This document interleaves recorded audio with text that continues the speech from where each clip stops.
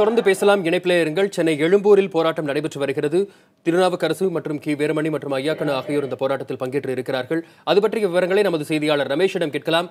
ரமேஷ், சென்னை எழும்பூரில் நடைபெற்று வரும் போராட்டத்தின் தற்போதைய நிலை குறித்து சொல்லுங்கள். டெல்லியிலே 40 நாட்கள் இடையறாமல் போராட்டம் நடத்தி போராட்டம் என்றால் வசந்த், நீங்க பார்க்கலாம், எழும்பூர் ரயில் நிலையத்திற்கு அருகே, குறிப்பாக ஆதித்யநாத் மேம்பாலம் அருகே இந்த அனைத்து கட்சியுடைய விவசாயிகளுக்கு ஆதரவான போராட்டம் என்பது நடைபெற்றுக் கொண்டிருக்கிறது. குறிப்பாக தனியாக மேடை அமைத்து அவர்கள் ஆர்ப்பாட்டத்தில் ஈடுபட்டு வருகிறார்கள். தற்பொழுது திராவிட கழக தலைவர் கி வீரமணி பேசிக் கொண்டிருக்கிறார்.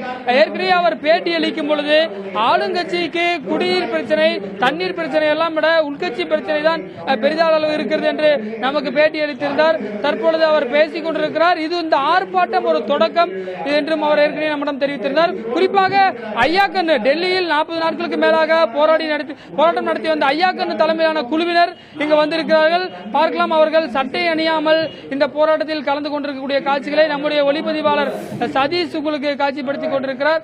குறிப்பாக அவர்கள் நேரடியாக சென்ட்ரல் ரயில் நிலையத்திலிருந்து இறங்கி உடனடியாக இங்கு வந்து இந்த போராட்டத்தில் கலந்து கொண்டிருக்கிறார்கள். பல்வேறு தலைவர்கள், குறிப்பாக தமிழ்நாடு காங்கிரஸ் கமிட்டி தலைவர் திருநாவுக்கரசர், 5 எம்எல்ஏக்கள், திமுகவை சேர்ந்த 4 எம்எல்ஏக்கள் மற்றும் இந்திய யூனியன் முஸ்லீம் லீக் கட்சியை சேர்ந்த எம்எல்ஏக்கள், திமுகவுடைய அமைப்பு செயலாளர் RS பாரதி, குறிப்பாக பல்வேறு முக்கிய பிரமுகர்கள் இதில் கலந்து கொண்டிருக்கிறார்கள்.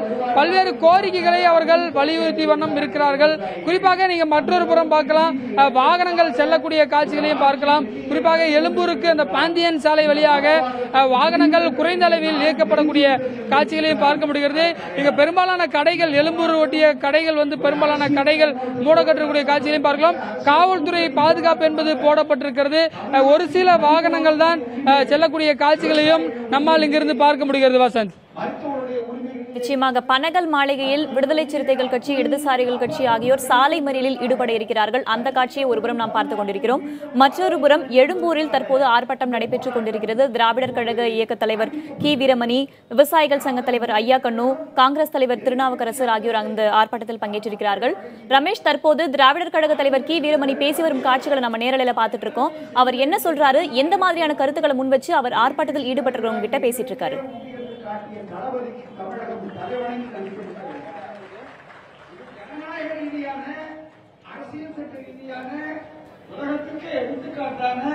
ரமேஷ், தற்போது அங்க ஆர்ப்பாட்டம் நடைபெற்று வரும் காட்சிகளை நம்ம நேரலையில பார்த்துட்டு இருக்கோம். தற்போது திராவிடர் கழக தலைவர் கி வீரமணி பேசிட்டு இருந்தாரு. என்ன மாதிரியான கருத்துக்களை ஆர்ப்பாட்டத்தில் ஈடுபட்டிருக்கும் கிட்ட முன் வச்சு அவர் பேசிட்டு இருந்தாரு?